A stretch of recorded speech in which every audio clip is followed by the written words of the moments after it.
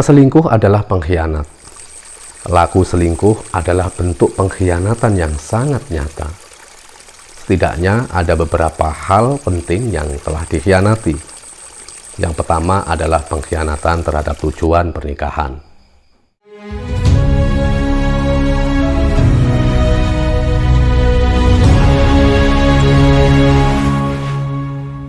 Assalamualaikum warahmatullahi wabarakatuh. Sahabat dimanapun berada, jumpa lagi dengan Sakinah Corner, channel yang fokus pada tema-tema pernikahan dan keluarga. Sahabatku, di antara kisah kehidupan yang tidak pernah habis, selalu terjadi dan terjadi adalah kisah perselingkuhan. Beberapa waktu lalu, viral pengakuan seorang selebgram mengenai perselingkuhannya dengan suami seorang presenter TV terkenal. Hari ini, viral kisah perselingkuhan antara mertua dan sang menantu.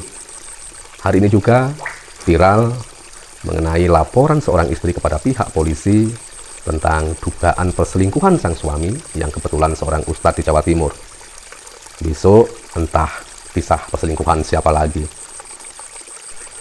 Dulu pelaku selingkuh mesti menghadapi stigma negatif dan mendapat semacam sanksi sosial dari masyarakat. Sekarang karena berbagai pergeseran tata nilai dalam masyarakat nampak makin permisif. Dulu masyarakat cenderung menganggap selingkuh itu aib dan mesti ditutup rapat. Saat ini mulai banyak orang yang bangga dengan perselingkuhan dan menganggap sebagai gaya hidup. Beberapa penelitian pun mengabarkan bahwa selingkuh telah menyerupai sebuah budaya, sebagai sesuatu yang lumrah dan dijalani oleh banyak orang. Bila hari ini ada beberapa kisah perselingkuhan yang viral dan menjadi perhatian publik, sebagaimana saya sebutkan di depan, mungkin kebetulan lagi apes saja. Di sebagian kalangan malah cukup populer adanya istilah SII, selingkuh itu indah. Tentu ini pernyataan menarik plus kontroversial. Betulkah selingkuh itu indah? Bila ada yang menjawab iya, jelas itu adalah keindahan yang semu. Keindahan yang kalau meminjam istilah Bang Haji Omah Irama, sebagai perangkap setan yang sejatinya menyerumuskan. Atau jangan-jangan yang dianggap indah itu karena mesti menjalin hubungan secara sembunyi, sehingga terasa lebih menantang dan bikin penasaran. Bila ada manusia yang bisa bahagia, yang terhibur oleh pengkhianatan atas nilai-nilai suci kesetiaan, manusia semacam itu layak disebut sebagai manusia yang kejam. Bagaimana tidak kejam bila dia terhibur justru oleh pengkhianatan? Selingkuh adalah pengkhianat. Laku selingkuh adalah bentuk pengkhianatan yang sangat nyata.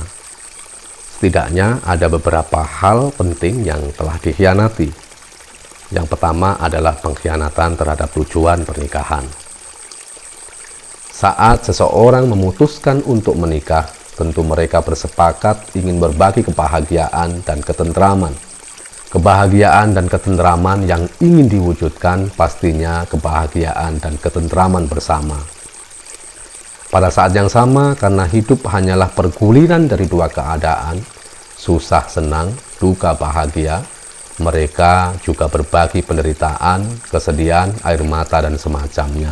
Selingkuh jelas menodai tujuan mewujudkan kebersamaan ini. Perselingkuhan hampir pasti membuat pasangan kecewa, tersakiti, terzalimi, menderita lahir dan batin. Hampir tidak ditemukan seseorang yang justru bahagia saat pasangannya berbagi hati. Selingkuh adalah bentuk nyata dari egoisme seseorang yang rela tertawa di atas penderitaan dan air mata orang-orang yang mestinya dicintai dan dibahagiakan. Kedua, pengkhianatan atas nilai dan moralitas yang dijunjung tinggi semua agama. Selingkuh adalah zina dan tidak ada agama apapun yang merestui perzinahan. Diawali dengan zina anggota tubuh seperti zina mata, zina tangan, dan yang lain, berlanjut pada zina yang sesungguhnya, yakni terjadinya hubungan seksual antara pihak yang menjalin hubungan terlarang tersebut. Dalam Islam, pergaulan dengan lawan jenis diatur sebegitu rupa. Ada adab dan hukum agama yang mesti dipedomani. Dalam urusan memandang lawan jenis saja ada aturannya, apalagi untuk berinteraksi secara lebih jauh. Ada istilah muhrim, ada istilah ajnabi. Semua itu menunjukkan betapa Islam membuat pengaturan yang ketat sehingga antara lawan jenis tidak bisa bergaul sebebas-bebasnya. Karena pergaulan bebas inilah yang menjadi pintu bagi masuknya tindakan-tindakan menyimpang seperti perselingkuhan. Dalam Al-Quran, surat Al-Isra ayat 32, Allah Subhanahu wa Ta'ala berfirman, "Janganlah kamu mendekati zina. Sesungguhnya zina itu adalah suatu perbuatan keji dan suatu jalan yang buruk." Larangan melakukan zina diungkapkan dengan larangan mendekati zina untuk memberikan kesan yang tegas bahwa jika mendekati perbuatan zina saja sudah dilarang, apalagi melakukannya.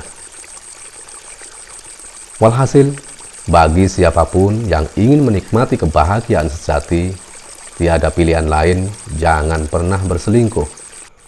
Kalaulah selingkuh itu nampak indah, itu pastilah keindahan yang menipu. Keindahan sementara, jangka pendek yang akan menimbulkan penyesalan untuk waktu yang sangat panjang. Bila saat ini ada di antara kita yang sedang terjerumus dalam perilaku itu, segeralah sadar dan hentikan. Tak ada gunanya diperlama lagi. Terlepas dari kelebihan dan kekurangannya, suami atau istri kita sesungguhnya adalah manusia terbaik pilihan Allah yang dikirim untuk kita agar hidup kita menjadi lengkap, agama kita menjadi sempurna, dan bersamanya kita merangkai kebahagiaan. Harus kita yakini bahwa pilihan Allah pastilah yang terbaik. Kekurangan suami atau istri bukanlah alasan bagi kita untuk berpaling dan meninggalkannya. Akan jauh lebih elok bila kekurangan-kekurangan itu kita jadikan sebagai bahan perbaikan diri, sebagai bahan untuk pemberdayaan agar kita menjadi orang yang lebih siap di dalam mengarungi perjuangan rumah tangga. Sehingga pada saatnya nanti, segala perjuangan-perjuangan itu akan makin dekat kepada tujuan kita berumah tangga, yakni sampai pada pulau yang bernama Sakinah, Mawaddah, Warohmah itu. Sahabatku, mari selalu jaga marwah keluarga menuju keluarga samawa. Wassalamualaikum warahmatullahi wabarakatuh.